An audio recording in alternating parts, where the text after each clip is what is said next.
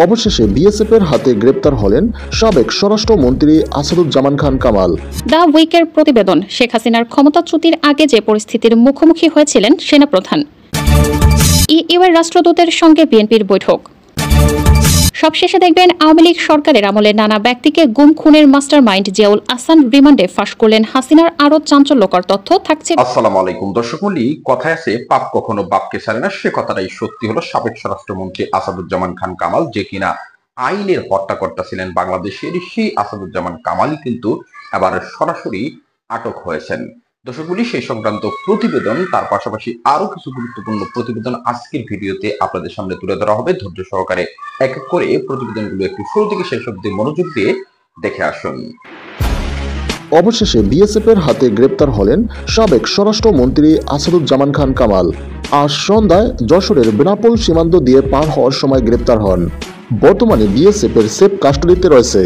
বিএসএফের এক কর্মকর্তা এই বিষয়টি নিশ্চিত করেছে ভারতীয় গণমাধ্যমকে। এর আগে গত 5ই আগস্ট বৈষম্য বিরোধী ছাত্র আন্দোলনের মুখে পদত্যাগ করে সেনাবাহিনীর বিশেষ হেলিকপ্টারে ভারতে যান। বর্তমানে ভারতের নয়াদিল্লিতে অবস্থান করছেন। প্রধানমন্ত্রী পদত্যাগের পর বাংলাদেশের সকল মন্ত্রী লাপাত্তা হয়ে যান। অনেক মন্ত্রীকে বিমানবন্দর এবং স্থলবন্দর থেকে আটক করা হয়। এর মধ্যে সাবেক তথ্য প্রতিমন্ত্রী জুনায়েদ আহমেদ পলক, পররাষ্ট্রমন্ত্রী হাসান মাহমুদ, শিল্প বিনিয়োগ উপদেষ্টা সালমান এফ রহমান, আইনমন্ত্রী আনিসুল হক সহ আরও মন্ত্রী গ্রেপ্তার হন। ইতিমধ্যেই হত্যাকাণ্ডের সাথে সরাসরি জড়িত থাকার অভিযোগ পাওয়া গেছে সাবেক স্বরাষ্ট্র প্রতিমন্ত্রী আসাদুজ্জামান খান কামাল। বর্তমানে আদালতে তার চার্জশিট গঠন করা হয়েছে। তাকে ইতিমধ্যেই গ্রেপ্তারের নির্দেশ দিয়েছে হাইকোর্ট। ছাত্র হত্যার অভিযোগে তাকে উপযুক্ত শাস্তির আহ্বান জানান নিহত স্বজনের পরিবার। ইতিমধ্যেই ভারতীয় সীমান্তে বিএসএফের হাতে আটক হওয়ায় দেশে আনার প্রক্রিয়া চলছে বলে জানান বিজিবির কর্মকর্তারা। আওয়ামী লীগ সরকারের আমলে নানা ব্যক্তিকে গুম ও খুনের মাস্টারমাইন্ড হিসেবে দেখা হয় জিয়াউল আহসানকে। এছাড়া আয়নাঘরের জনক ফোন কলে আড়িপাতা, মানুষের ব্যক্তিগত আলাপ রেকর্ড ছাড়াও হেফাজতের ঘটনায় যৌথ অভিযানে সরাসরি সম্পৃক্ত থাকার অভিযোগ রয়েছে তার বিরুদ্ধে। গোপন বন্দিশালা, আয়নাঘর তৈরি করে সেখানে বিরোধী মতাবলম্বীদের তুলে নিয়ে বছরের পর বছর গুম করে রাখার অভিযোগ রয়েছে জিয়াউল আহসানের বিরুদ্ধে। ঢাকার চিফ মেট্রোপলিটন ম্যাজিস্ট্রেট আদালতে সাবেক এই সেনা কর্মকর্তার 10 দিনের রিমান্ড চেক করা আবেদনে পুলিশেরও দাবি, প্রাথমিক জিজ্ঞাসাবাদে জিয়াউল আহসান আয়নাঘর এবং 2013 সালের 5 মে রাজধানীর শাপলা চত্বরে হেফাজতে ইসলামের নেতাকর্মীদের উপর আক্রমণ ও হত্যার সঙ্গে থাকার কথা স্বীকার করেছেন। আওয়ামী লীগ 2009 সালে ক্ষমতায় আসার পর থেকে 2015 সাল পর্যন্ত বিএনপি জামায়াতের শতাধিক নেতাকর্মী গুম খুনের শিকার হন। এই তালিকায় ইলিয়াস আলী, চৌধুরী আলম, সাজেদুল ইসলাম সহ একাধিক হাই প্রোফাইল নেতারাও ছিলেন। অভিযোগ আছে, বিচার বহির্ভূত এসব হত্যাকাণ্ডের মিশন বাস্তবায়ন করেছেন পুলিশের এলিটে ফোর্স র্যাব। গোয়েন্দা সূত্রে জানা গেছে, 2012 সালের 17 এপ্রিল বিকাল 3টার দিকে ইলিয়াস আলী সিলেট থেকে বিমানযোগে ঢাকা আসেন। ওই দিন রাতে হোটেল শেরাটন থেকে বাসায় ফেরার পথে তাকে গুম করা হয়। ইলিয়াস আলীর গুমের সঙ্গে সরাসরি জড়িত ছিলেন জিয়াউল আহসান। তিনি ওই দিন ইলিয়াস আলী যে ফ্লাইটে সিলেট থেকে ঢাকা এসেছিলেন সেই ফ্লাইটেরই যাত্রী হয়ে তাকে অনুসরণ করছিলেন। কোটা সংস্কারের দাবি বৈষম্য বিরোধী ছাত্রদের ব্যানারে আন্দোলন চলাকালে গত 17 জুলাই থেকে মোবাইল ইন্টারনেট বন্ধ করে দেওয়া হয়। পরে 18 জুলাই থেকে ব্রডব্যান্ড ইন্টারনেট সেবাও বন্ধ করা হয়। 5 দিন বন্ধ থাকার পর ব্রডব্যান্ড ইন্টারনেট চালু করা হয়। আইন শৃঙ্খলা বাহিনী সূত্রে জানা যায়, তৎকালীন তথ্য প্রযুক্তি প্রতিমন্ত্রী জুনায়েদ আহমেদ পলক ও major general Ziaul Ahsan data সেন্টারগুলো বন্ধ করতে নির্দেশ দেন। 2014 সালে নারায়ণগঞ্জের আলোচিত 7 খুনের ঘটনায় সম্পৃক্ততার অভিযোগ উঠেছিল মেজর জেনারেল জিয়াউল আহসানের বিরুদ্ধে। সেই সময় তিনি র্যাবের অতিরিক্ত মহাপরিচালক ছিলেন। ওই সময় হাইকোর্টের নির্দেশে গঠিত জনপ্রশাসন মন্ত্রণালয়ের তদন্ত কমিটি তাকে জিজ্ঞাসাবাদও করেন। সূত্রের দাবি, জিয়াউল আহসান ওই হত্যাকাণ্ডের সঙ্গে জড়িত ছিলেন, কিন্তু তৎকালীন সরকারের আস্থাভাজন হওয়ায় তিনি বেঁচে যান। এনটিএমসিতে দায়িত্ব পাওয়ার পর জিয়াউল আহসান সরকার দলীয় ও বিরোধী দলীয় হাই প্রোফাইল নেতা সহ আইন শৃঙ্খলা বাহিনীর সদস্যদের ব্যক্তিগত ফোনালাপ রেকর্ড করতেন।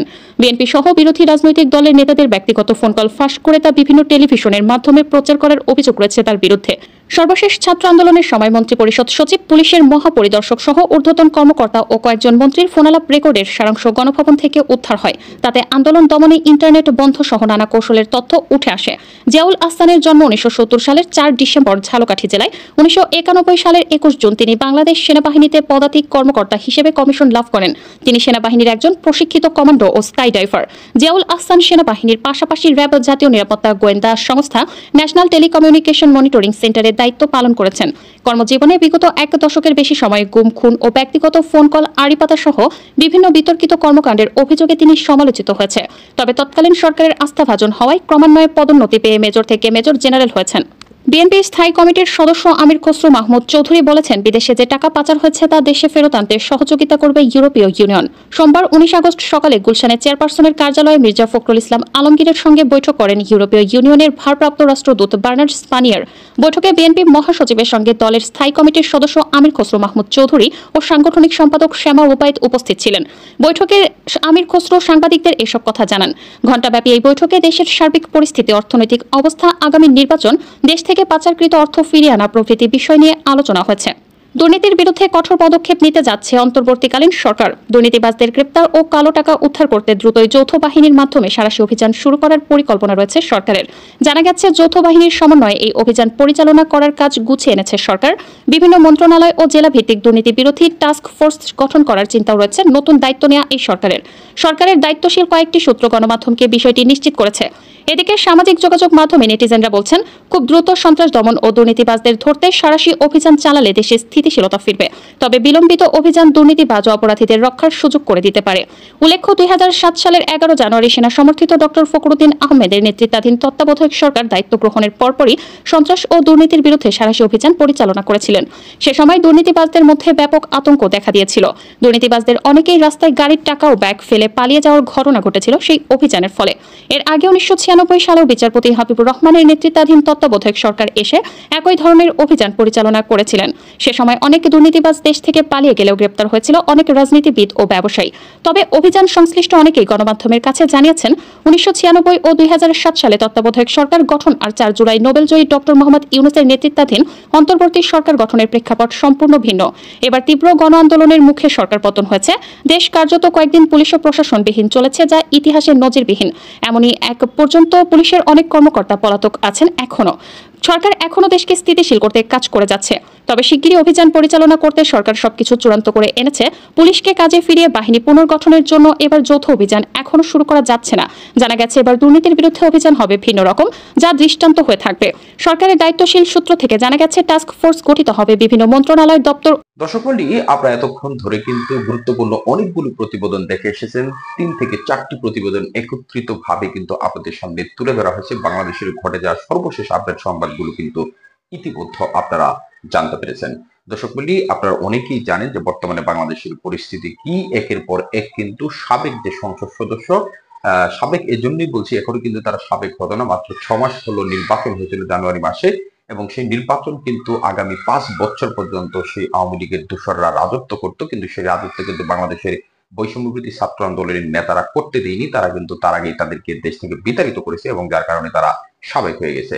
এবং সাবেক হওয়া এই সকল এমপি মন্ত্রীরা কিন্তু আইনের জালে প্রতিনিয়ত ধরা খাচ্ছে। দীপমণি থেকে শুরু করে সালমান এফ রহমান, আইনমন্ত্রী আনিসুল হক থেকে শুরু করে কে না ধরা খাচ্ছে। এখন আবার নতুন করে আজকে ধরা গিয়েছে, আপনারা জানেন যে বদি, কক্সবাজারের ইয়াবা সম্রাট যাকে বলা হয়, সেই বদিও কিন্তু আইনের জালে আটক হয়েছেন, এবং আশা করা যাচ্ছে যে তাদের দৃষ্টান্তমূলক শাস্তি হবে। এবং সাবেক যে ক্রীড়া প্রতিমন্ত্রী জয় আরিফ খান জয়, আপনারা জেনে থাকবেন যে পিস্তল নিয়ে ক্ষমতার দাপট দেখাতে গিয়ে ফুটবলারদের হুমকি দেওয়ার জন্য সরাসরি মাঠে পিস্তল নিয়ে ঢুকেছিল, সেও কিন্তু আইনের জালে ধরা পড়েছে। এক এক করে এরকম এ সকল আওয়ামী লীগের রাঘব বোয়াল্লারা কিন্তু প্রতিনিয়ত ধরা খাচ্ছে, এবং আশা করা যাচ্ছে যে অচিরেই এ সকল আওয়ামী লীগের যে অসংখ্য নেতাকর্মী এখনো পালিয়ে বেড়াচ্ছে, তারা কিন্তু আইনের জালে আটক হবে, এবং তাদের দৃষ্টান্তমূলক শাস্তি দেওয়ার জন্য অন্তর্বর্তীকালীন সরকার যে গঠন করা হয়েছে এবং বিচার বিভাগকে নতুন ভাবে ঢেলে সাজানো হচ্ছে, তারা কিন্তু অবশ্যই এটার অ্যাকশনে যাবে, সেটা আমরা আশাবাদ ব্যক্ত করতেই পারি। দর্শক মণ্ডলী, সার্বিকভাবে যে বিষয়গুলোর প্রতিবেদন সম্পর্কে প্রতিবেদনগুলো দেখে এসেছেন, সেগুলোর আলোকে আপনার মূল্যবান মন্তব্য অবশ্যই কমেন্ট বক্সে লিখে জানাবেন। আর পরবর্তী আপডেট পেতে যারা এখন পর্যন্ত আমাদের এই বিডি নিউজ 24 চ্যানেলটিকে সাবস্ক্রাইব করেননি, চ্যানেলটিকে সাবস্ক্রাইব করে পাশে থাকা বেল আইকনটি বাজিয়ে সাথে থাকবেন। আপনাদের সাথে দেখব নতুন কোনো পরবর্তী ভিডিও, নতুন কোনো তথ্য নিয়ে। সে পর্যন্ত সবাই ভালো থাকুন, সুস্থ থাকুন। আসসালামু আলাইকুম।